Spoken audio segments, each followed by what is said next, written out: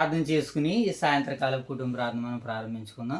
దేవాతి దేవుడు మరి గత ఈ ఉదయకాల సమయం అంతట్లో మరి మనల్ని కాచి కాపాడి ఈ సాయంత్రకాల సమయానికి మరి మనల్ని నడిపించిన పరలోకమందున్న కన్న తండ్రి కృతజ్ఞతలు తెలుపుకుంటూ మరి యొక్క సమయంలో సమూయేలు 2వ గ్రంథము 3వ అధ్యాయాన్ని నేడు బైబిల్ పఠనంగా లేఖన భాగాలను చదువుకుంటూ మరి తండ్రి అయినటువంటి దేవుని యొక్క ఆలోచన ఉద్దేశాలు మనం తెలుసుకుంటూ జ్ఞానము గల కుమారుడు తన తండ్రిని సంతోషపరిచినట్లుగా ప్రతిరోజు ప్రతిదినము దేవుని మనం సంతోషపరిచేవారుగా ఉండాలని మరి ఆయన మరణించి కోరుకుంటున్నారు కనుక ఆయన కోరికను నెరవేర్చే పనిలో మన అందరము నిరంతరము ముందుకు వెళ్ళాలని ఆశిస్తూ నేటి పరిచర్యను మనము ప్రార్థనాపూర్వకంగా ప్రారంభించుకుందాం.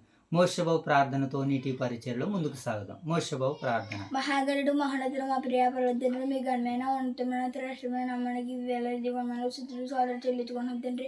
ఇదిగోని తండ్రి ఉదయకాల సమయంలో వేగరం ఇదిగోని తండ్రి మధ్యాహ్న కాల సమయంలో వేగరమ తండ్రి మీ సన్నిధి భాగ్యాన్ని మీ సన్నిధి కాంతులు మా మీద ప్రకాశింపజేసినందుకు మీకు వేల దిగువమైన స్థితులు సోదరు చెల్లించుకున్నాం తండ్రి. ఇదిగోని తండ్రి మధ్యాహ్న కాల సమయంలో తండ్రి సమయంలో 2వ గ్రంథం తండ్రి 3వ అధ్యాయం తండ్రి మేము చాచునుగా నేర్చుకునిపోచునుగా తెలుసుకునిపోచునుగా మాకు సమృద్ధిమైన తెలియని ప్రసిద్ధి తండ్రి. తండ్రి మా స్థానిక సంఘాలు జ్ఞాపకం చేసుకుంటున్నాం తండ్రి. ఓదరు వయసున స్థానిక సంఘాలు దీని సాయంత్రం ఖర్చు కాబట్టి తండ్రి వాక్యాన్ని పోసిన బియ్యాలు రాదు కానీ దీని సాయంత్రం ఖర్చు కాబట్టి తండ్రి. ఈ ప్రార్థన మా ప్రేమ మీకు మండలి మా ప్రభావం యేసుక్రీస్తునామమున ఈ ప్రార్థన మీకు సమర్పించాడు వేడుకుని మా ప్రియ పరమ తండ్రి ఆమేన్. జయ తల్లి ప్రార్థన. వాళ్ళకు మా కన్నతండ్రి గాంచిగా మీకు తెచ్చుకున్నావు తండ్రి. ఈ మా అచ్చకాసిన వేగరం అయితే మీ సన్ని భాగ్యం మీ సన్నిధి కాంతులు మా మీద భాగ్యం మీకు తెచ్చుకున్నావు తండ్రి. ఈ మధ్యకాలం మీటిగా తండ్రి సమయాలు రాసిన 2వ గ్రంథం తండ్రి 3వ అధ్యాయం తండ్రి మేము చదువుతుంగా నేర్చుకుపోవచ్చునుగా తండ్రి తెలుసుకుపోవచ్చునుగా తండ్రి వినిపించక తండ్రి మా రద్దు బరకం రాసుకునేలా చేయండి. మా అచ్చకాలం మీటిగా తండ్రి మా ప్రేమ చేసి అంటాను జ్ఞాపకం చేసుకుంటాం. ఓదరు వయసు కిషన్ కామెంట్ తండ్రి వాక్యం భోజనం బియ్యాలు రాజు కుటుంబాన్ని కూడా దీవించండి. నూతనంగా తయారు మీ సేవలను దీవించండి తండ్రి. ఇటు కదండి ఈ మధ్యకాలం ఎవరైతే ఆహారంలోకి బాగా ఆహారం వచ్చేలా చేయండి. ఇంకా తన అనారోగ్యాలు అందరూ ముట్టేస్తామని యేసుక్రీస్తు నామములో అడుగుతున్నాం. ఆమేన్. రైట్, మంచినైనా మరి చక్కనటువంటి ప్రార్థన చేసి దేవతి దేవుని మనస్సును మరి ఆయన్ని మహిమపరిచిన విధానాన్ని బట్టి మరి దేవతి దేవుడు తన కృపలో దయలో మిమ్మల్ని వర్ధిల్లింపచేయునుగాక. ఆమేన్. రైట్, మంచినైనా మరి ప్రార్థన చేసేటప్పుడు మీరు తీసుకోవలసినటువంటి జాగ్రత్తలు మనం ఏ పాఠం గురించి అయితే నేర్చుకోబోతున్నామో దాని కొరకు మన సంఘాల కొరకు ఇంకేముంది దేవుని యొక్క ఆత్మ సహాయం కొరకు ప్రార్థన చేయాలి. ఓకేనా? ప్రార్థన చేసేటప్పుడు దేవునితో మనం మాట్లాడుతున్నాం కనుక ప్రార్థనలో విధేయత ఉండాలి, ప్రార్థనలో చురుకుదనం ఉండాలి, అలాగే ప్రార్థనలో నెమ్మదితనం కూడా ఉండాలి. మనము గౌరవనీయులైనటువంటి వ్యక్తుల దగ్గరికి వెళ్ళినప్పుడు మన చేతులు జోడించి ఎలాగైతే అవతల వారితో మాట్లాడి వారి అధికారాన్ని బట్టి పదవిని బట్టి మనం ఎలా అయితే రెస్పెక్ట్ ఇస్తామో పరలోకమందున్న కన్న తండ్రి దేవాతి దేవుడు ఆయన ఆయన దగ్గర మనం చాలా ఎలా ఉండాలి అంటే చాలా సున్నితంగా చాలా మృదువుగా లోబడే విధానంగా మనము ప్రార్థన చేయగలిగినట్లయితే ఆ ప్రార్థనకు ఆయన ప్రతిస్పందిస్తారు. ఓకేనా? అలా ప్రతిస్పందించే విధముగా మీ ప్రార్థనలు మీ పరిచర్యలు మీ దైనందిన దిన జీవితం కూడా దేవునికి మహిమకరంగా ఉండాలని నేను మిమ్మల్ని హెచ్చరిస్తూ దీవిస్తూ నేటి పరిచర్యలో మనం మరింత స్వాగతాన్ని పలుకుంటూ ముందుకు వెళ్దాం. ఈ సాయంత్రకాల సమయంలో దేవతి దేవుడు మరి మనల్ని ప్రేమించి మనకి సమూయేలు గ్రంథాన్ని ఆయన బహుమానంగా వరంగా గిఫ్ట్గా ఇచ్చారు. ఎలా ఇచ్చారు జయతల్లి? బహుమానంగా దేవుడు మనకి సమూయేలు గ్రంథాన్ని ప్రస్తావించారు, ఆయన ఇచ్చారు. ఆయన ఇచ్చిన విధానాన్ని బట్టి సమూయేలు గ్రంథాన్ని మొదటి గ్రంథాన్ని 2 భాగాలుగా మాట్లాడుకోవడం జరిగింది. ఒకరు 15 అధ్యాయాలు సౌలు గారి చరిత్ర, 16 నుంచి 31 అధ్యాయాల వరకు దావీదు గారి చరిత్రగా మనము తెర మీదకి తీసుకుని వచ్చాం. ఆ 31 అధ్యాయాల్లో కొన్ని కుటుంబాలని దేవుడు తెర మీదకి తీసుకుని వచ్చాడు. ఒక కుటుంబము ప్రారంభపు కుటుంబము హన్నా హేల్కన్నాల గారి కుటుంబము, 2వ కుటుంబము కీషు కుటుంబము, 3వ కుటుంబము ఎస్ఐ కుటుంబంగా మనం చూసాం. అప్పటి ఆనాటి కాలానికి ఫిలిస్తీన్కి మన ఇశ్రాయేలుకి శత్రువులు ఎవరంటే ఫిలిస్తీన్లు. ఆనాటి కాలానికి ప్రవక్త ఎవరంటే సమూయేలు గారు. ఏమండి? న్యాయాధిపతి ఎవరంటే సమూయేలు గారు. దైవజనుడు ఎవరంటే అప్పటికి సమూయేలు గారు. అహీమేలెకు గారు, తర్వాత కాలంలో అబ్యాతారు గారు, ఇలా కొన్ని సూచనలు సందర్భాలను మనము మొదటి సమూయేలు గ్రంథం ద్వారా అవగాహన చేసుకున్నాం. ఓకేనా? కొంత గ్రిప్ వచ్చిందా మోషబాబు మనకి? Very good. కొంత గ్రిప్ని సంపాదించుకున్నాం. ఇప్పుడు రెండవ సమూయేలు గ్రంథంలోకి మనం ఎంటర్ అయ్యాం. ఆల్రెడీ స్టార్ట్ అయ్యాం. 2 అధ్యాయాలను పరిపూర్ణం చేసుకున్నాం. ఇప్పుడు రెండవ సమూయేలు గ్రంథంలో మొదటి నుంచి మనం వింటున్నటువంటి వర్తమానం ఏమిటి? మొదటి అధ్యాయ వర్తమానం ఏమిటి అంటే, గతించిన మొదటి సమూయేలు గ్రంథంలో సౌలు రాజు గారి యొక్క 3 కుమారులు మరణించారు. మరొక ఆయన కుమారుడు శేషాన్ని కూడా దేవుడు మిగిల్చుకున్నాడు తన చిత్తాన్ని నెరవేర్చడానికి. ప్రతి విషయంలో కూడా దేవుడు ఎప్పటికప్పుడు తన స్వల్పాన్ని ఎంతో కొంత శేషాన్ని దేవుడు దాచిపెడుతూ ఉంటుంటాడు. ఎవరినైనా కొంత శేషాన్ని దాచిపెడుతూ ఉంటాడు. మనం లెక్కలు చేసేటప్పుడు శాతం ఎంత అని అడుగుతాను కదా, అలాంటిదనమాట. దేవుడు కొంత శేషాన్ని ఉంచుకున్నాడు. ఇప్పుడు 31వ అధ్యాయంలో సౌలు కుమారులు మరణించినటువంటి ఆ మరణ వార్త 2వ సమూయేలు గ్రంథం మొదటి అధ్యాయంలో అమాలేకుడు అనేటువంటి ఒకడు వచ్చి లేని వార్తను పుట్టించి చెప్పాడు. అక్కడ వాస్తవానికి యుద్ధంలో సౌలు 3 కుమారులు మరణిస్తే, లేదు సౌలుని నేనే చంపాను, దావీదు నాయన నేనే సౌలుని చంపాను రాజా అని దావీదు గారి దగ్గరికి వచ్చి కొన్ని ఆయన యొక్క కిరీటాన్ని, ఆయన యొక్క కొన్ని ఆయన యుద్ధ సామాగ్రిని తెచ్చి చూపించాడు. ఎప్పుడైతే వాటిని తెచ్చి చూపించాడో రాజు నమ్ముతాడు కదా, రాజుగా ఆయన ఉంటే నాకు ఏదో అధికారాన్ని ఇస్తాడు కదా అని ఆశించాడు. ఎవరైనా? అమాలేకుడు అలా ఆలోచించేసి సౌలు నేనే చంపాను అని అన్నాడు. అప్పుడు ఆయన అన్నాడు, అభిషేకం పొందినవాడు నువ్వు ఎందుకు చంపవు? నీ చావుకు నీవే ఉత్తరవాదివని అతని మరణ శాసనం అతన్ని ఏం చేసింది? మరణించేటట్టుగా చేసింది. ఆ తదుపరి తర్వాత దావీదు ఎవరని తెలుసుకున్నాడంటే, అప్పుడు ఈ సౌలు రాజు నిమిత్తము అలాగే సౌలు రాజు కుమారుల నిమిత్తము మొదటి అధ్యాయంలో దావీదు గారు దుఃఖించి ఒక కీర్తనే రాయడం జరిగింది. చూసారా ఎంత అమోఘంగా, ఎంత చక్కగా దావీదు శత్రువును ప్రేమించాడు. వాస్తవానికి శత్రువు మరణం విన్న తర్వాత దావీదు సంతోషించాలి, కానీ దావీదు సంతోషించలేదు అని మొదటి అధ్యాయం ద్వారాగా మనం విన్నటువంటి వర్తమానం. ఇక నిన్నటికాల సమయంలో 2వ అధ్యాయంలో మనం ఏ వర్తమానం విన్నాము? 2వ అధ్యాయంలో ఏ వర్తమానం మనం విన్నాము అని అంటే, సౌలు గారు సైన్యాధిపతి అయినటువంటి అబ్నేరు కొంతమంది ఇశ్రాయేలు మీద అధికారిగా, నాయకుడిగా, రాజుగా ఒక ఆయనకి పట్టాభిషేకం చేశారు. ఎవరైనా? ఇష్బోషేతు అనేటువంటి ఒక ఆయనకి సౌలు గారి సైన్యాధిపతి ఎవరైనా? అబ్నేరు గారు ఏం చేశారు అని అంటే, సౌలు కుమారులు ఒక ఆయన ఉన్నాడు, అతని ఇష్బోషేతు. ఆ ఇష్బోషేతుని ఏం చేశారంటే ఇశ్రాయేలు మీద, కొన్ని దేశాల మీద, కొన్ని గోత్రాల మీద అతన్ని రాజుగా చేశారు. మరికొన్ని గోత్రం అనగా యోధా గోత్రం మీద ఏమో దావీదు గారు హెబ్రోనులో యోధా గోత్రం మీద రాజుగా ఉన్నాడు. ఇశ్రాయేలీల కొన్ని గోత్రాల మీద ఏమో ఇష్బోషేతు అనేటువంటి ఒక ఆయన నాయకుడిగా ఉన్నాడు, రాజుగా ఉన్నాడు. సో ఇలాగా ఇశ్రాయేల్ సైన్యాధిపతి అయినటువంటి అబ్నేర్ ఏం చేశాడంటే, కొంతమంది మీద ఏమో ఈయన రాజుగా చేశాడు, యోధా వారికి ఏమో దావీదు రాజుగా ఉన్నాడు. ఇప్పుడు ఈ 2 రాజ్యాల వారు ఒకానొక సందర్భంలో ఒక దిక్కుని కలిసినటువంటి తర్వాత యుద్ధం జరిగింది. ఆ యుద్ధంలో ఎవరు చాలా మంది కూలిపోయారు. యుద్ధం ఎలా జరుగుతుంది, ఎందుకు యుద్ధాన్ని ఆపి చేయొచ్చు కదని అబ్నేరు అడిగాడు. అంటే అబ్నేరు ఎలాంటి వాడేనంటే వివాదాన్ని సృష్టించేవాడిగా ఉన్నాడు. అక్కడ మనకు అలా కనబడుతుంది. సో ఇలా అబ్నేరు ఏం చేశారంటే యుద్ధానికి వెళ్ళడంతో అక్కడ యుద్ధంలో అక్కడ మనకి యోవాబు సహోదరుడు అసహేల్ అనేటువంటి ఒక ఆయన ఉంటాడు, మనం చదువు నిన్న. అసహేల్ ఏం చేశాడు? చాలా వేగంగా అడవి లేడంత విస్తారంగా పరిగెత్తగలడు అతను. ఇతడు అబ్నేర్ని అటు వెళ్ళనెత్తలేదు, ఇటు వెళ్ళనెత్తలేదు. ఒరే నాకు దారి ఇచ్చేసే, క్షమించండి నాకు దారి ఇచ్చేసి అన్నాడు. నేను దారి ఇవ్వనన్నాడు. ఇవ్వకపోతే నిన్ను చంపుతాన్నాడు. ఈటిచ్చిన పొడిచి చంపేశాడు. ఇది తన మనసులో పెట్టుకున్నాడు యోవాబు అనేటువంటి ఆయన. రాగడ దినాల్లో ఈయన దావీదు గారికి సైన్యాధ్యక్షుడు కనుక సైన్యాధిపతిగా మనకు కనబడతాడు. సో ఇప్పుడు 2వ అధ్యాయంలో ఏం జరిగిందనంటే, అసహేల్ని ఎప్పుడైతే చంపేశాడో ఇతను కూడా కోపంతో యోవాబు, అభిషే అనేటువంటి వారు ఇద్దరు కూడా కలిసి ఉంటారు. వాళ్ళిద్దరు బ్రదర్స్. 3 ఆయన ఎవరంటే అషయేలు మరణిస్తాడు. ఇలా 2వ అధ్యాయంలో మనం చూసినప్పుడు ఈ భాగాలు మనకు కనబడతాయి. ఇప్పుడు దావీదు వారికి ఏమండి దావీదు సైన్యాలకి, అలాగే ఇష్బోషెతు సైన్యాలకి కొద్దిపాటి యుద్ధమే జరిగింది. అప్పుడు అబ్నేరు ఆపేయమని చెప్తాడు. అప్పుడు యోవాబు యుద్ధాన్ని ఆపేయమంటాడు.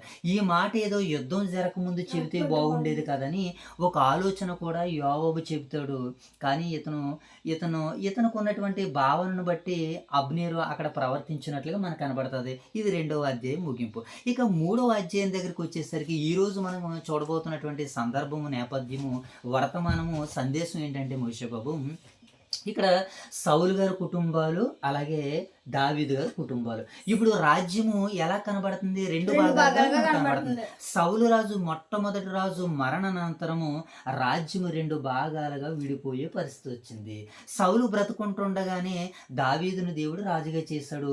దావీదుని కొంతమంది అనుసరించారు, వెంబడించారు. ఇంచుమించు 400 నుంచి 600 మందితో ఆయన రాజుగా కొనసాగుతున్నాడు. ఆయన రాజుగా ఒప్పుకోవడానికి ఎవరు ముందుకు వచ్చారంటే యోధా గోత్రం వారు ముందుకు వచ్చారు. యోధా ప్రజలకు ఆయన న్యాయం తీర్చుకుంటూ రాజుగా ఆయన ఉన్నాడు. ఇక మిగతా వారిలో సౌలు రాజు మరణానంతరం అబ్నేరు ఏం చేశాడంటే ఈ ప్రజలకు ఎవరో ఒక రాజుగా ఉండాలని తన కుమారుడైనటువంటి ఇష్బోషేతును మరి ఇశ్రాయేలు మీద రాజుగా పెట్టాడు. ఇప్పుడు ఇలా ఏం జరిగిందంటే కొన్నాళ్ళ పాటు సౌలు కుటుంబీకులకి, దావీదు కుటుంబాలకి శత్రుత్వం రావడం వలన యుద్ధాలు అనేటువంటివి జరిగినాయి. ఇలా యుద్ధాలు జరుగుతున్నప్పుడు సౌలు కుటుంబము ఏమో అంతకంతకే నీరసించిపోయింది. దావీదు కుటుంబము, దావీదు సేవకులు అంతకంతకు హెచ్చిస్తున్నట్లుగా ఈ 3వ అధ్యాయంలో మనం వినబోతున్నటువంటి వర్తమానం. ఇలా ఈ 3వ అధ్యాయం కొనసాగుతుంది. ఇప్పుడు ఎలాంటి సందర్భంలోనే అబ్నేరుది ఒక చెడుగును మనకు ఒకటి బయటపడుతుంది. ఇతడు ఆ ఇష్బోషేతు అనేటువంటి ఆయన్ని ఇశ్రాయేలు మీదగా రాజుగా ఎందుకు చేయాలనుకుంటాడంటే సౌలు గారు ఉపపత్ని అయినటువంటి ఏమండి రిస్పా అనేటువంటి ఒక స్త్రీని ఇతను కూడతాడనమాట. ఎవరు? అబ్నేరు. అది చేయరాని తప్పు చేస్తాడనమాట. అప్పుడు ఇష్బోషేతు ఏమని మాట్లాడతాడనంటే ఉన్నది ఉన్నట్లుగా మాట్లాడాడు. నన్ను రాజుని చేశాడు కదా, నేనేం చేయాలి? ఇప్పుడు అబ్నేరు చేసిన తప్పును చెప్పాలా వద్దా అని మానేయాలి అనుకోలేదు. అబ్నేరు చేసిన తప్పును చెప్పాడు. ఏమని? నువ్వు రిస్పాతో వెళ్ళడం మంచి పద్ధతి కాదు అని. అప్పుడు అబ్నేరు ఏం చేశాడంటే ఎమ్మటనే రివర్స్ అయిపోయాడు. నువ్వేమో నీ రాజ్యము, ఈ ప్రజలందరూ కూడా దావీదు చేతిలోనికి వెళ్ళవలసి ఉండగా నేను దావీదు చేతిలోనికి వెళ్లకుండా నీ చేతిలోనికి వచ్చేలా చేసి నిన్ను రాజుని చేస్తే నువ్వు నన్ను తప్పు పడతావా, నువ్వు నన్ను అవమానిస్తావా అన్నాడు. రైట్, తప్పు ఎవరు చేసినా తప్పే అని ఇష్బోషేతు గమనించాడు. ఎప్పుడైతే ఈ మాట్లాడాడో అతనికి అవమానం వచ్చి, కోపం వచ్చి, నీ సైన్యాన్ని, నీ రాజ్యాన్ని నేను దావీదుకి అప్పగించేస్తానని దావీదు దగ్గర దూతను పంపుతాడు అనమాట. ఇక్కడ దావీదు ఏం మాట్లాడతాడో, ఆవిడ ఎవరో భార్యని తీసుకురామంట, నా భార్య మేకాలను తీసుకురా అని అతనికి ఆజ్ఞాపిస్తాడు. ఈలోగా దూతలకు మరొకరిని తీసుకుని రమ్మని ఆజ్ఞాపిస్తాడు. ఇలా దావీదు కొన్ని భాగాల్లో ఈ అధ్యాయంలో చేయబోతున్నాడు. ఇప్పుడు ఈ 12 గోత్రాల వారి మీదకి కూడా ఇప్పుడు దావీదు రాజుగా అవ్వడానికి అవకాశం ఉండేటువంటి సందర్భాలు ఇప్పుడు 3వ అధ్యాయంలో ఉన్నాయి. ఇక ఈ అధ్యాయంలో ఎవరు చనిపోతారంటే ఇప్పుడు 3వ అధ్యాయంలో అబ్నేరు అనేటువంటి ఆయన చనిపోతాడు. ఎవరో? సౌలు గారి సైన్యాధిపతి అయినటువంటి ఆయన. అంటే సైన్యాధిపతి అంటే ఏంటంటే మోషే, రాజు తర్వాత ఈయన నిర్ణయం తీసుకోవచ్చు. రాజు నిర్ణయం తీసుకున్న తర్వాత ఈయన అమలు పరుస్తాడు, ఈయన నిర్ణయాలు కూడా రాజు అమలు పరుస్తాడు. అలా ఈ రాజు ఏం చేస్తాడంటే ఒక నిర్ణయం తీసుకుని ఇష్బోషేతును రాజుగా చేశాడు. ఇప్పుడు అలాంటి ఆయన చనిపోవడంతో దావీదు ఒక శోక కీర్తన ఎత్తి పాట పాడతాడు. ఏ పాట పాడతాడు మోషే బాబు? శోక కీర్తన ఎత్తి పాట పాడి మరి ఈ అధ్యాయంలో ఏం జరగబోతుందో, ఇక ఏం జరిగిందో ఇప్పుడు మనం వివరాల్లోనికి వెళ్దాం. ఇదంతా నేపథ్యంగా మనసులో పెట్టుకోండి, ఓకేనా? ఇప్పుడు అయినా సరే మచ్చుకి మనం ఈ అధ్యాయ నేపథ్యాన్ని చూసేద్దాం ముందుగా, ఓకేనా మోషే బాబు? త్వరగా నేను చదివేస్తాను, చెప్పేస్తాను, మీరు అర్థం చేసుకోండి. సౌలు మరణించిన తర్వాత ఇశ్రాయేల్ రాజ్యం 2 భాగాలుగా విడిపోయింది. అప్పటిదాకా ఒక భాగంగానే ఉంది, ఓకేనా? దీన్ని మనసులో పెట్టుకోండి. ఇప్పుడు దావీదేమో హెబ్రోనులో యోధా వారిని రాజుగా అభిషేకించబడ్డాడు. మనకి 2వ అధ్యాయము 24వ వచనంలో ఈ భాగాలు కనబడతాయి, ఓకేనా? తర్వాత ఏమండి సౌలు సేవకుడైనటువంటి లేదా సౌలు కుమారుడైనటువంటి ఇష్బోషేతును అబ్నేరు ఏం చేస్తాడనంటే మిగిలిన కొన్ని గోత్రాల మీద ఇతన్ని ఇష్బోషేతును అబ్నేరు రాజుగా చేస్తాడు. ఇది 2వ అధ్యాయం 8 నుంచి 10 వచనాల్లో కనబడతాయి.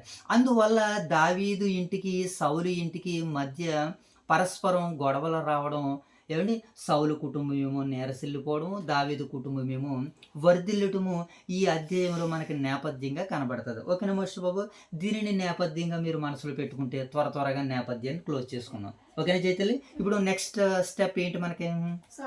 సారాంశం. సో మొదటిగా మొదటి 5 వచనాల్లో సారాంశంలో మొదటి భాగాన్ని మనం చూద్దాం. దేవుడు దావీదును అంతకంతకి అభివృద్ధి పరుస్తున్నటువంటి సందర్భాలు అక్కడ రాయబడ్డాయి. ఏమండి సౌలు ఇల్లేమో క్రమక్రమంగా తగ్గిపోవడము, దావీదు రాజ్యమేమో బలపడడం. దావీదు ఇంటి వారు బలపరచబడుతున్నారు, సౌలు ఇంటి వారు బలహీనపరచబడుతున్నారు.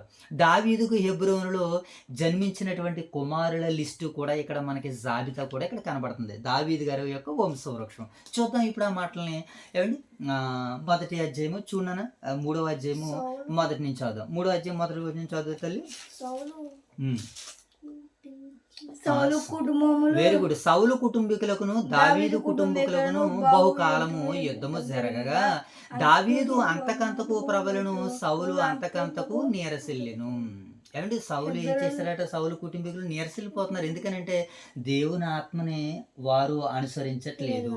ఏమంటే దురాత్మను అనుసరించి ఉన్నాడు. ఎవరంటే సౌలు గారు అప్పటికి అసూయతో ఉన్నాడు. ఇప్పుడు వాస్తవాలు ఏంటో తెలుసుకుని మనం ఇతరులను వెంబడించాలి తప్ప పంతాలకి పట్టింపులకి వెళ్ళి అన్యాయాలకి అక్రమాలకి వెళ్ళి మనం నిలబడితే వారితో పాటు మన కుటుంబాలు కూడా నీరసిల్లిపోతాయి. ఇప్పుడు మనం ఉదయకాల సమయంలో విన్నటువంటి వర్తమాన ప్రకారంగా మనం అసత్యాన్ని ప్రేమించకూడదు, అసత్యానికి లోబడి ఉండకూడదు, అసత్యాన్ని గౌరవించే వారిగా ఉండదు. అసత్యం అని చెప్పాలి, సత్యం వైపు మనము పరుగులు పెట్టాలి. సత్యం వైపు ఎవరైతే నిలబడుతున్నారో వారు ఎంతటి వారైనా సరే వారికి మనం విధేయత చూపాలి. అసత్యం కొరకు ఎంత ధనవంతుడు ప్రయత్నం చేస్తున్నా మనం అసలు ప్రయాసపడకూడదు, వారికి సహకరించకూడదు. ఓకేనా? సో ఇలాగ దావీదు కుటుంబాలు నీరసిల్లిపోతున్నాయి, సౌలు గారి కుటుంబాలు ఏమవుతున్నాయి? అంతకంతకు నీరసిల్లిపోతున్నాయి. సౌలు గారి కుటుంబాలు, దావీదు గారి కుటుంబాలు ఏమో అంతకంతకు వృద్ధి చెందుతున్నాయి. ఇప్పుడు 2వ వచనం చదువుదాం. హెబ్రోనులో దావీదుకు పుట్టిన కుమారులు ఎవరనగా అమ్నోను అను అతని జ్యేష్ఠ పుత్రుడు, యెజ్రెయేలీయురాలగు అహోనీయాము వలన పుట్టినవాడు. చూడండి, దావీదు గారి భార్యలు కొంతమంది కనబడుతున్నారు, దావీదు గారి బిడ్డలు కూడా కొంతమంది కనబడుతున్నారు. దానిలో జ్యేష్ఠుడే ఎవరంట? అమ్నోను. నెక్స్ట్ 2వ ఆయన కిలియాము అను 2వ వాడు కర్మేలీయుడగు నాబాలు భార్యైన అబీగేలుకు పుట్టినవాడు. అబీగేలుకు పుట్టిన వ్యక్తి ఎవరట? కిలియాబు. మొదటి ఆయన ఎవరో? అమ్నోను. ఇప్పుడు 3వ ఆయన మనం చూద్దాం. 3వ వాడైన అబ్షాలోము. ఇతను ఎవరట? 3వ వాడైన అబ్షాలోము గేషూరు రాజుగు తల్మాయి కుమార్తెయగు మాయాక వలన పుట్టెను. 4వ వాడు అదోనియా. ఎవరటనైనా? అదోనియా హగ్గీతు వలన పుట్టెను. 5వ వాడు షెపట్యా అబిటాలు వలన పుట్టెను. 6వ వాడగు ఇత్రయీము దావీదునకు భార్యగు ఎగ్లోను వలన పుట్టెను. వీరు హెబ్రోనులో దావీదుకు పుట్టిన కుమారులు. అంటే 6 భార్యలు కాపాడుతున్నారు, 6 పిల్లలు కాపాడుతున్నారు. దావీదు గారికి 6 మంది భార్యలా? అంటే ఆనాటి కాలానికి, రాజరికానికి ఆ విలువలు కొనసాగుతూ ఉండేటువంటివి. సో రైట్, ఇప్పుడు దావీదు గారి కుటుంబము వర్ధిల్లుతుంది, తాను భార్యలతో ఉన్నాడు, పిల్లలతో ఉన్నాడు, మనకు అర్థమవుతుంది. మరి సౌలు కుటుంబీకులు పిల్లలతో ఉన్నారో లేరో మనకి తెలియదు, కానీ సౌలు గారి కుటుంబం నీరసిల్లుతుందని చెప్పడానికి అర్థం ఏంటంటే సంతతే. ఏమండి అయ్యేటి పిల్లలే, కుమారులే, బలవంతులు పిల్లలు ఉన్నారని చెప్పడానికి ఆస్తి ఆ రోజు ఏంటి మోషే బాబు? పిల్లలే. దావీదు గారికి అది క్షమించండి, ఈయనకి ఎంతమంది పిల్లలు? యోబు గారికి 10 మంది పిల్లలు. ఆస్తిపరుడు ప్లస్ బిడ్డలతో కూడా ఆస్తిపరుడు ఆయన. సో రైట్, ఇప్పుడు సారాంశంలో 2వ భాగానికి వెళ్దాం. ఏమండి సారాంశంలో 2వ భాగాన్ని చూద్దాం మనం. అబ్నేరు ఇష్బోషేతు మధ్య వివాదము. ఇప్పుడు ఏంటమ్మా వివాదము? అబ్నేరు ప్లస్ ఇష్బోషేతు. అబ్నేరు ఎవరంటే సౌలు యొక్క సైన్యాధిపతి. ఇష్బోషేతు ఎవరు? సౌలు కుమారుడు. అతన్ని రాజుగా చేశాడు. రాజుగా చేసినటువంటి ఆయన ఎవరు? ఇష్బోషేతు. ఇప్పుడు వాళ్ళిద్దరి మధ్య వివాదం చోటు చేసుకుంది 6 నుంచి 11 వచనాలు. సో ఇప్పుడు అబ్నేరు సౌలు ఇంటి ప్రధాన సేనాధిపతి. ఎవరు? అబ్నేర్. రైట్.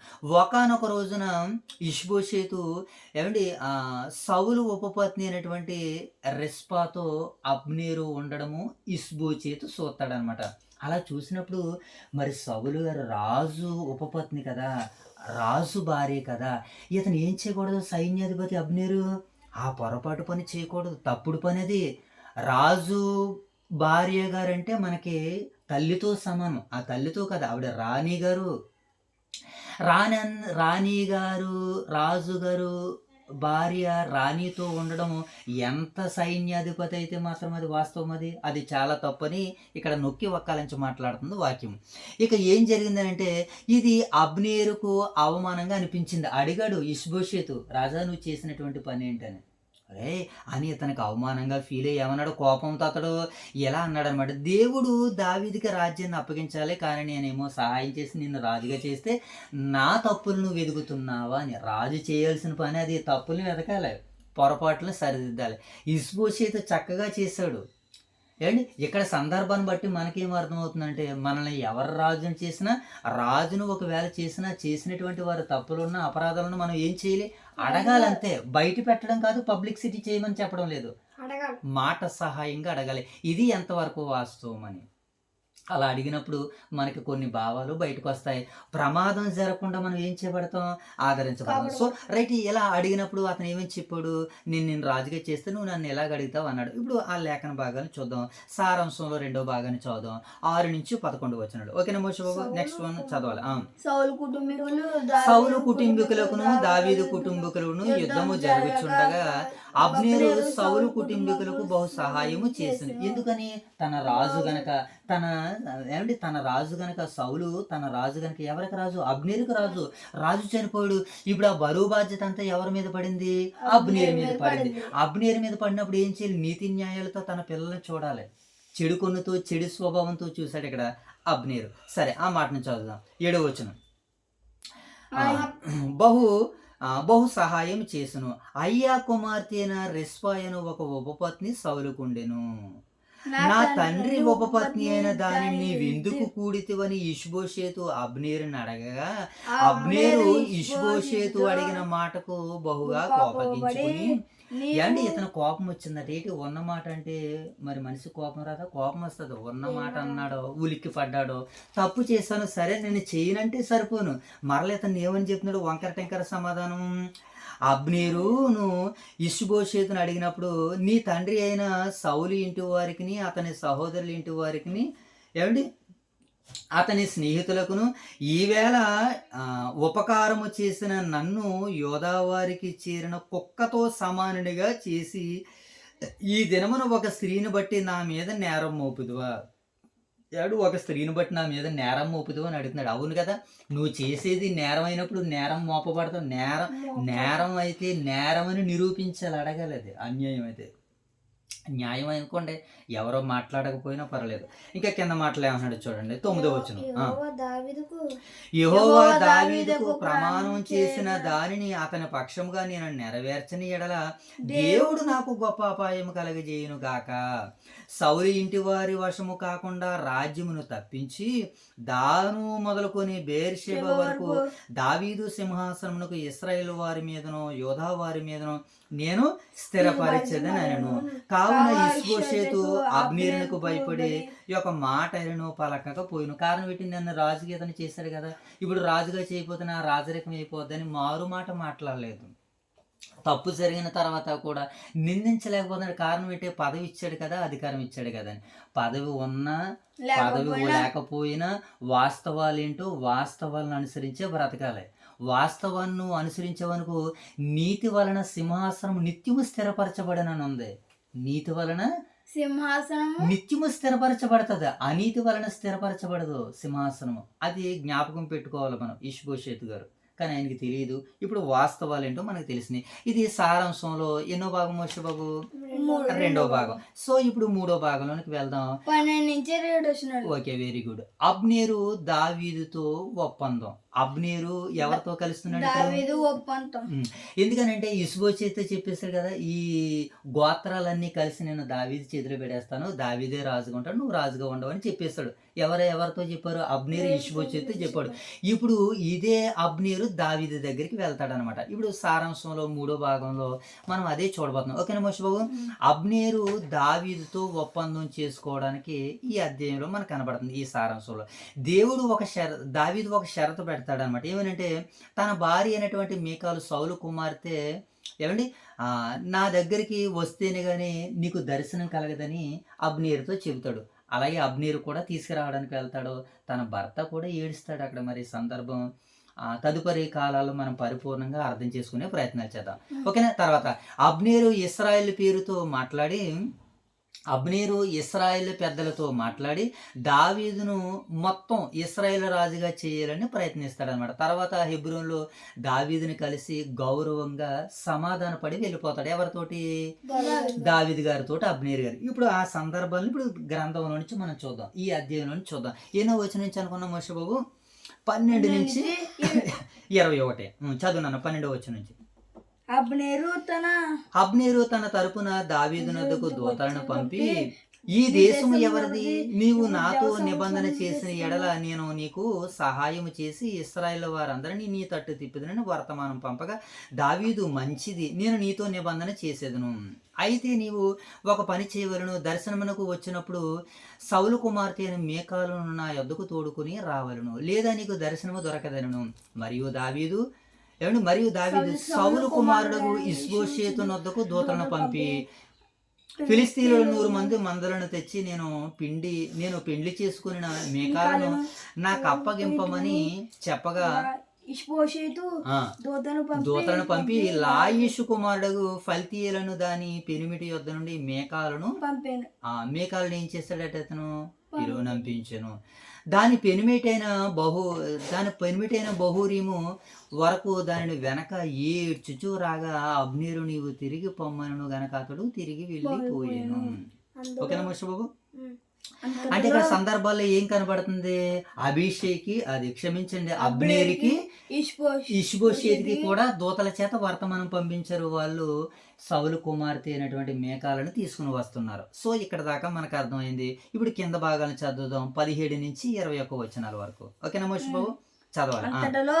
అబ్నేరు ఇశ్రాయేలు పెద్దలు పిలిచి దావీదును పంపి, దావీదును మిమ్మల్ని ఏలవలనని మీరు ఇంతకు మునుపు కోరితిరి కదా. నా సేవకుడైన దావీదు చేత నా జనములకు ఇశ్రాయేలును ఫిలిస్తీయుల చేతుల నుండి వారి శత్రువుల చేతుల నుండి విమోచించదని యెహోవా దావీదుని గురించి సెలవిచ్చున్నాడు గనక మీ కోరిక నెరవేర్చుకున్నాడని వారితో చెప్పాను. అంటే ఇప్పుడు ఇశ్రాయేలు పెద్దలు అందరితో అబ్నేరు చెప్పాడు అనమాట, దావీదును మీ మీద రాజుగా చేసుకోండి. దావీదు అనగానే ఎవరో 10,000 మంది హతులని చేశాడు, 10,000 మందిని గెలిచాడు ఆయన. అలాంటి వాడు మాకు రాజుగా ఉంటాడంటే ప్రజలకు ధైర్యమా భయమా? ధైర్యం, కొండంత ధైర్యం. కనుక ప్రజలందరూ కూడా దావీదును రాజుగా చేసుకోవడానికి వారు సిద్ధపడుతున్నట్లుగా మనకు కనబడుతుంది. సో ఇప్పుడు ఎన్నో వచనం మనం చదవాలి? 19వ వచనం. పెద్దలతో చెప్పాడు కదా. మరియు అబ్నేరు బెన్యామీనులతో అలాగున మాట్లాడిన తర్వాత హెబ్రోనుకు వచ్చి ఇశ్రాయేలు వారి దృష్టికిని బెన్యామీనుల దృష్టికిని ప్రయోజనమైన దానిని దావీదునకు పూర్తిగా తెలియజేశాను. అందు నిమిత్తమే అబ్నేరు 20 మందిని వెంటబెట్టుకుని హెబ్రోను ఉన్న దావీదు వద్దకు రాగా, దావీదు అబ్నేరును అతన్ని వారికి విందు చేసేను. అంతలో అబ్నేరు, నేను పోయి ఇశ్రాయేలు వారందరినీ నా ఏలిన వాడికి నీ పక్షమున సమకూర్చి వారి నీతో నిబంధన చేసినట్లు నీ చిత్తానుసారంగా నీవు రాజరికం వహించి కోరిన దాన్ని అంతటి మీద ఏలునట్లు చేయదని దావీదుతో చెప్పి దావీదునందరిని సెలవు పుచ్చుకుని సమాధానముగా వెళ్ళిపోయాడు.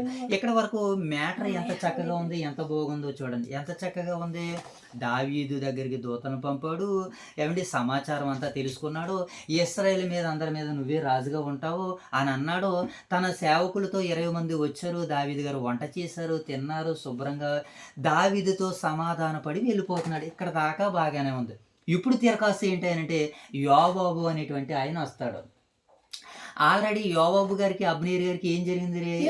యుద్ధం జరిగింది. ఆ యుద్ధంలో 2వ అధ్యాయంలో యుద్ధం జరిగింది. దానిని మనసులో పెట్టుకున్నాడు. అదొకటే కాదు, ఆ యుద్ధంలో తన తమ్ముడు చనిపోయాడు. ఎవరైనా అసహ్యులు చనిపోయాడు. దానిని మనసులో పెట్టుకుని యోవాబు ఇక్కడికి ఎందుకు వచ్చాడు? సమాధానంగా రాజుతూ వెళ్ళిపోయాడు. ఇప్పుడు అతను వెళ్ళిపోయినటువంటి తర్వాత యోవాబు ప్రత్యక్షం అవుతాడు అనమాట. ఇప్పుడు సారాంశంలో 4వ భాగంలో మనం అదే చూడబోతున్నాం.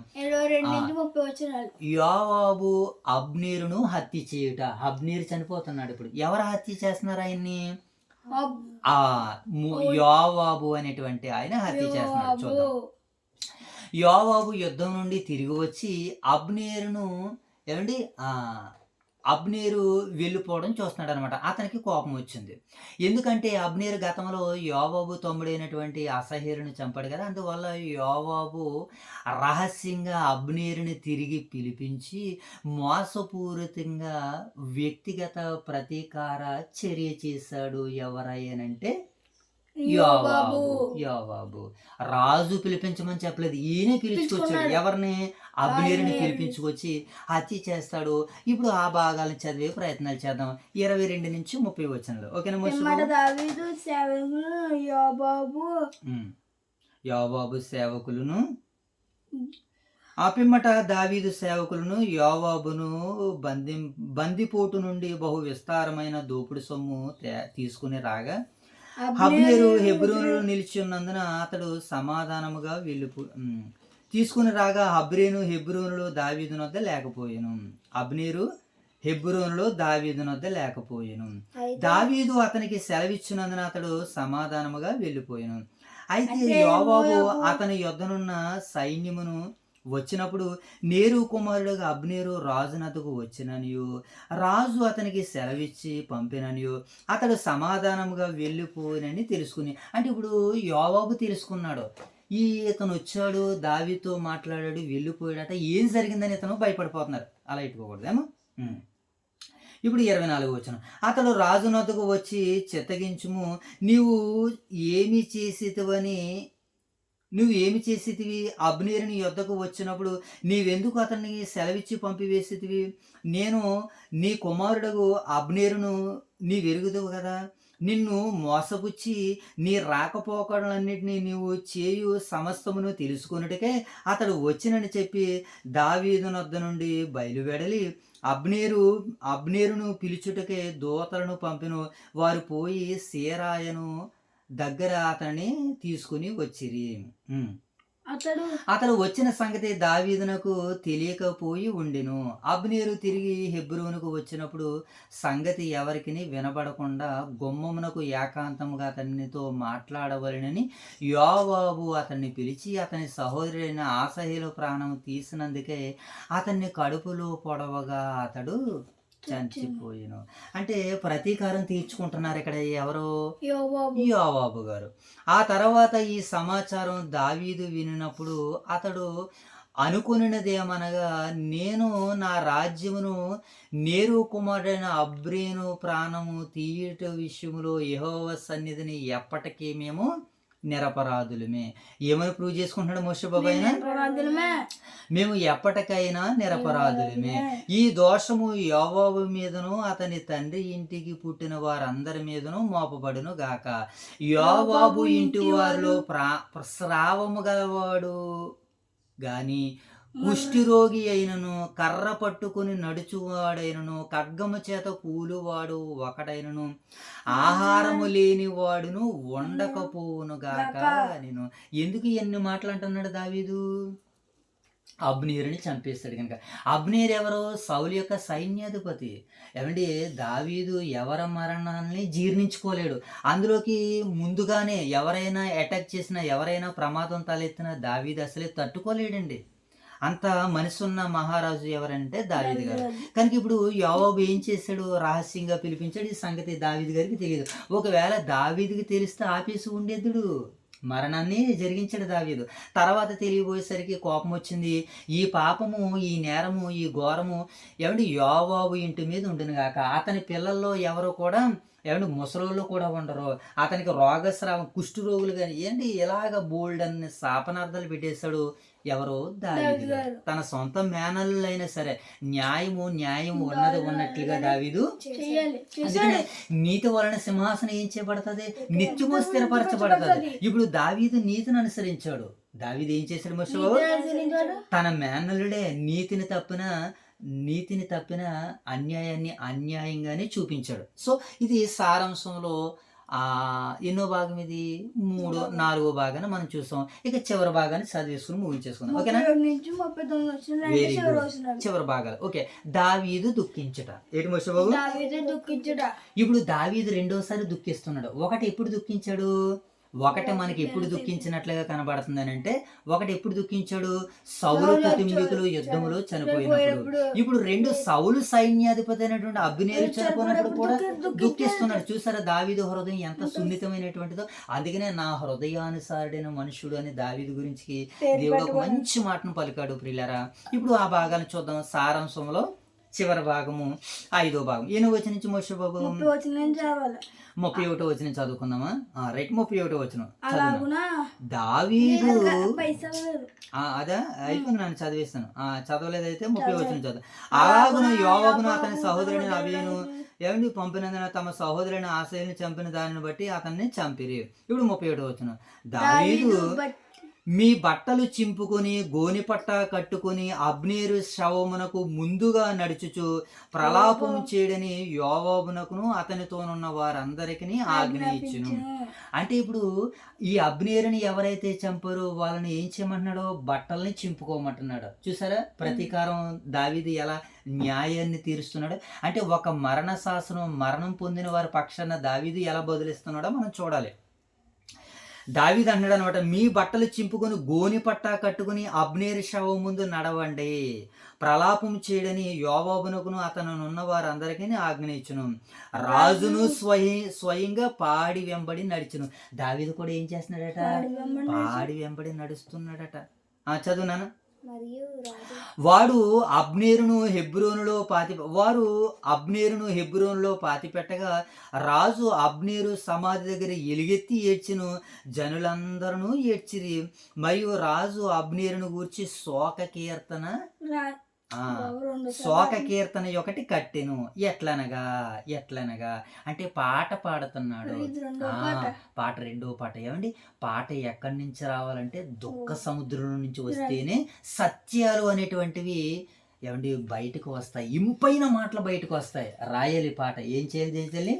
రాయగలుగుతారు మీరు భవిష్యత్తులో. మీరు పాట రాయాలంటే మీకు మన దైవ సేవకులు మంచి రచయిత ఆయన దగ్గరికి వెళ్ళి మీరు ట్రైనింగ్ తీసుకుంటే మరికొన్ని పాటలు మీరు రాయగలరు. భవిష్యత్తులో దేవుని మనసుని గెలుచుకోగలరు. సో రైట్, ఇప్పుడు దావీదు గారు ఏమని కీర్తన పాడుతున్నారో మనం చూద్దాం. చదువునాను ఒకసారి. అబ్నేరు నీచుడొకడు చచ్చినట్లుగా నీవు చావదగిన, చేతులకు కట్లు లేకుండాను నీ కాళ్ళకు సంఖ్యలు వేయబడకుండను, దోషకారి ఎదుట ఒకడు పడినట్లు నీవు పడితివే. రాజు ఎలాగని కీర్తన ఎత్తి పాడగా జనులందరూ విని మరీ దుఃఖముగా ఏడ్చిరి. అంటే దావీదు పాట అనేకుల్ని ఏం చేసింది? ఆకర్షింపజేసింది. దుఃఖ స్వరముతో వారు ఉండేటట్లుగా చేసింది. దావీదు పాటకంత ప్రత్యేకత ఉన్నది. ఇంకా అంటున్నాడు ఇంకా వెలుగున్నప్పుడు జనులు దావీదు వద్దకు వచ్చి భోజనం చేయమని అతనిని బతిమాలగా దావీదు ప్రమాణం చేసి, సూర్యుడు అస్తమించక మునుపు ఆహారమైన నేను రుచి చూసిన ఎడల దేవుడు నాకు గొప్ప అపాయము కలుగజేయును గాక అనెను. జనులందరూ ఆ సంగతి గ్రహించినప్పుడు సంతోషించిరి. రాజు చేయునదంతయు జనులందరి దృష్టికి అనుకూలమైనట్టు అది వారి దృష్టికి అనుకూలమాయెను. నేరు కుమారుడైన అబ్నేరును చంపుట రాజు ప్రేరణ వలనైనది కాదని ఆ దినమున జనులందరూ ఇశ్రాయేల్ వారందరికీ తెలియబడిను. అంటే ఇప్పుడు రాజు అబ్నేరుని చంపడానికి ఏదో అసూయతో కోపంతో దావీదు అబ్నేరుని చంపాడు, సౌలు సైన్యాధిపతి అని ప్రజలు కూడా అపార్థం చేసుకుంటారేమని ఈ విషయాన్ని అంతటినీ బహిర్గతంగా తెలియజేశాడు. ఏం చేశాడనైనా బహిరంగంగా. అంటే ఇశ్రాయేల్ అందరిలో కూడా దావీదు నిస్వార్థమైనటువంటి వ్యక్తి. ఆ అబ్నేరుని చంపింది ఎవరంటే ఇదిగో యోవాబు తన సహోదరులు కొంతమంది, వాళ్ళ మీదకే శిక్ష రాబోతుంది. కానీ నేను గాని మీరు గాని అందరము నిరపరాధులమని దావీదు ఆ రోజు ప్రజలందరికీ తెలియజేశాడు. ఎన్నో వచనం ఇప్పుడు 37వ వచనం.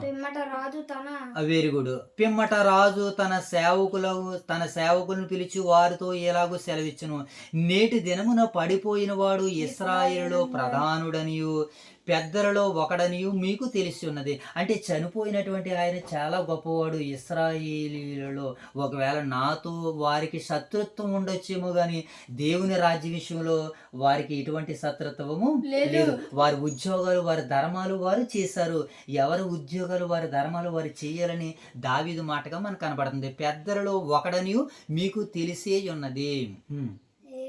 పట్టాభిషేకము నొందిన వాడనైనను నేను నేడు బలహీనుడనైతిని. ఎందుకు? ఈ మరణాన్ని బట్టి నేను బలహీనుడనైతిని అని మాట్లాడుతూ అంటున్నాడు. ఏమండి? నేను బలహీనుడనైతిని, నేను బలహీనుడనైతిని. సేరియా కుమారులైన ఈ మనుషులు నాకంటే బలము గలవారు. అతడు జరిగించిన దుష్క్రియను బట్టి యెహోవా కీడు చేసిన వానికి ప్రతి కీడు చేయునుగాక. ఏమండి?